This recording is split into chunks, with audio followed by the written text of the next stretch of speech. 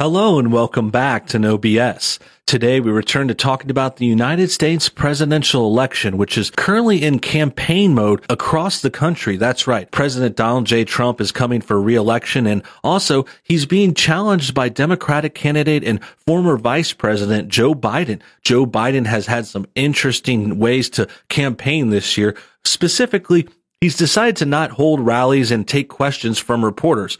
And more specifically, today we're talking about how he's not even going to agree to take interviews with reporters. Yeah, it's getting really desperate for him out there. They basically just want to hide Joe Biden because not only is he old and senile and looks like he's about to die on camera, but he's also just speaking poorly. He can't keep himself together. He's always misspeaking and misremembering things. He can't keep himself straight unless he's directly on script. So that's why we could see why he doesn't want to get questioned directly. He doesn't want to take questions at press conferences. And even some are predicting the whole debate thing could be canceled this year too. They already had a cancellation from Notre Dame where they're holding the first debate for presidential candidates, but that might just change the venue. I'm not sure, but that might be laying the groundwork for ending the debates completely because Biden is certainly trying to get out of everything he can. He's just basically speaking from his little bunker. He has a little camera in his basement and he does a few little videos once in a while, but he won't come out much. He won't do much besides that. He's doing the bare minimum. And it makes sense. And it just makes you think, if this is what they'll do to prevent him from speaking, like how bad would it be if he actually spoke, if he actually had an interview or a debate or some kind of confrontation with someone in public? Like it would obviously go really bad because they're already looking bad. Like not taking questions looks really bad. So they must be defending him from something that would look far, far worse. And for today's example, what we're talking about is him refusing to take an interview from someone at Fox News. This story from Sean Hannity has more details. It says, hiding Biden. Biden campaign tells Chris Wallace he's not available for interviews at this time. Now, this is interesting because Chris Wallace just recently had a pretty controversial interview with President Trump about a week ago, and he asked some tough questions. Some people were disappointed in him, but Trump did it. Trump played the game. He knows how to handle himself. He's not afraid of being asked things and speaking in public and going after people and, giving his opinions and his statement and his plans. But Joe Biden won't. Joe Biden's hiding. He refuses to take an interview. He says he's not available, which is just really strange because this guy's supposed to be getting out there. He's supposed to be wanting to do rallies and interviews and getting press, but he's hiding because he knows he's so bad and he's just so the only chance he has of winning is if people just hate Trump enough to vote for someone else. It doesn't really matter who he is. That's kind of the point, is like he is just a nobody candidate. He's like a placeholder. And it just goes to show he's just trying to not step on himself and ruin it. And that's what's brought us to today. So let's get more into this story. Let's go to Hannity.com and see what they say. It says he's not available for interviews at this time, which is funny because they said the same thing about the questions. Like when he was asked questions at the end of his last press conference, not really a press conference. He gave a small speech and then refused to take questions saying, "Oh, I'm busy. I'll take questions at another time." There was never another time set up though. And he never told us what he was busy with. No one saw any other event he had to run over to. No, he just went home for the day. He acted like he was busy. And he's not setting up questions later. He's just hiding. 1 week after President Trump's interview with Fox News' Chris Wallace, the Biden campaign is refusing to speak with the journalist, telling the reporter the former vice president is not available at the moment. Just now on Fox News, Chris Wallace said he asked Joe Biden for an interview, but his team said he's not available. What is he doing though? Why is he too busy? Where is he going? We don't have any kind of plans for him. There's no typical setup here.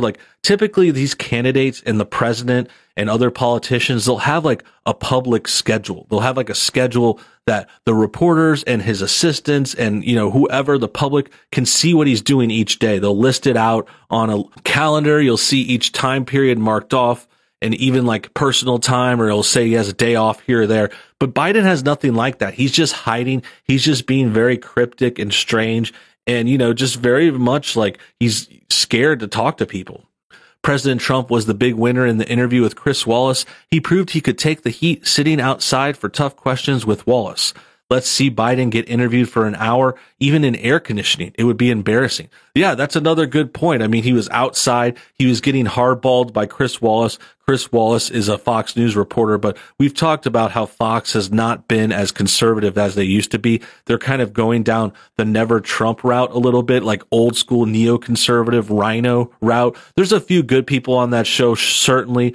You know, Tucker Carlson is a gem. Greg Gutfield is hilarious. They have Laura Ingraham and a few other ones, Jesse Waters. But as far as overall, like Fox is getting dominated and kind of, they're abandoning a lot of Christian and conservative values. They're not very much pro-Trump anymore. I'm not saying they have to be. They should ask tough questions. Like, I have nothing against a reporter like Chris Wallace going after the president the best they can. Now, sometimes they're very unfair and they ask questions that aren't decent, but I think this one was just, people were disappointed because they expected something friendlier from Fox News.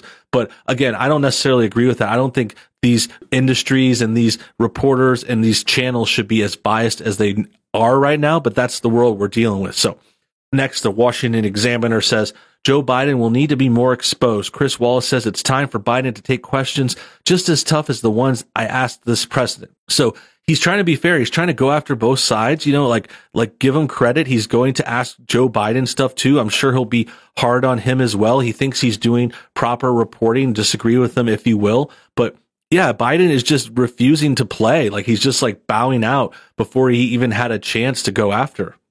Next, Press Secretary Kayleigh McEnany says Joe Biden simply does not have the ability to take questions from reporters. It's why he avoids candid, unscripted moments.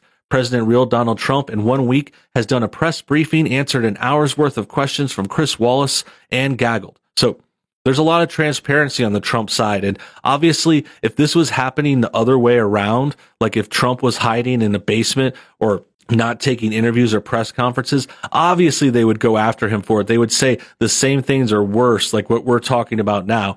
And it just shows how hypocritical they are and just how terrible and just biased. And this whole thing, like Kayleigh's right here, these other people are right.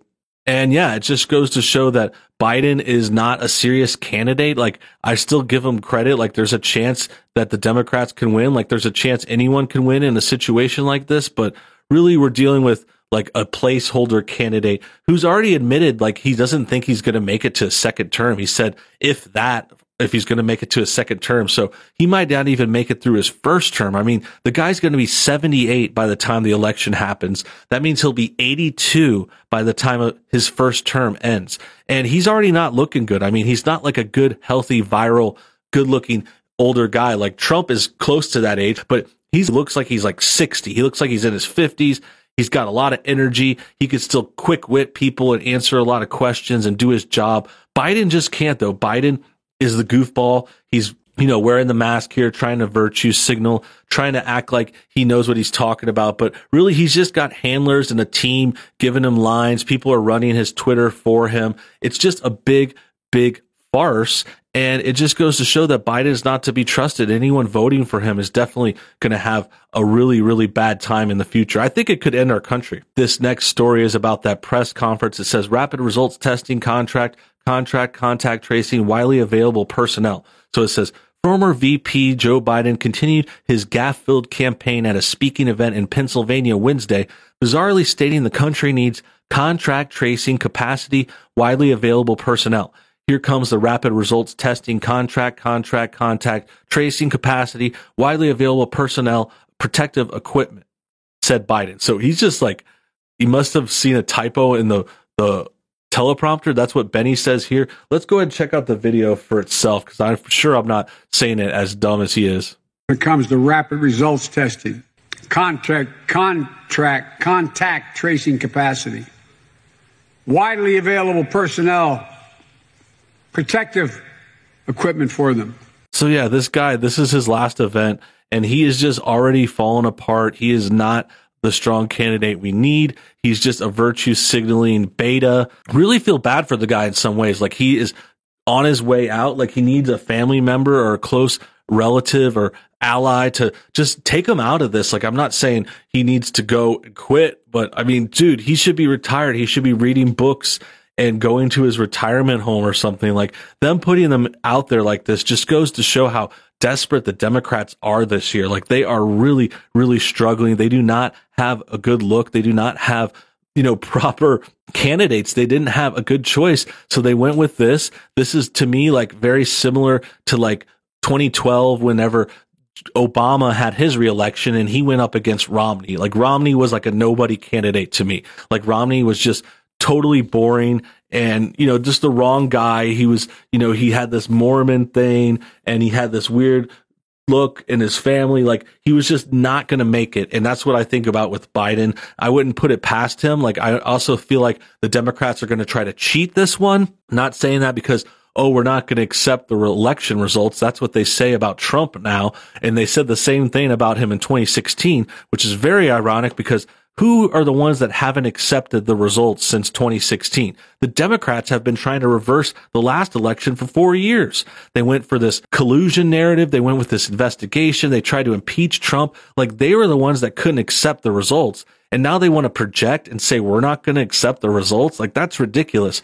The only thing that we're saying now is we really think the Democrats are going to cheat because they're trying to cheat. They're always trying to change the rules, switch the Electoral College off, or make Washington, D.C. a state. They want to gerrymander the districts. They want to make mail-in voting bigger so they could cheat or just delete votes for Trump or whatever it may be. It's just really shady look, and there's cause for us to worry. Make no mistake. They're going to do whatever they can. And it already is happening. I mean, we're seeing what they do in the media. We're seeing how they stir people up with the race baiting, with the BLM stuff, with the mask scare and the health scare. Like, everything is getting pulled out. All the stops are getting pulled out. And it just goes to show how crazy and terrible the left is and how much we need to stop them by, of course, voting for President Trump. That about wraps things up. I hope you guys enjoyed today's video. Make sure you comment your thoughts on everything below. Also, hit that like button to get this thing shared. And until next time, have a great day.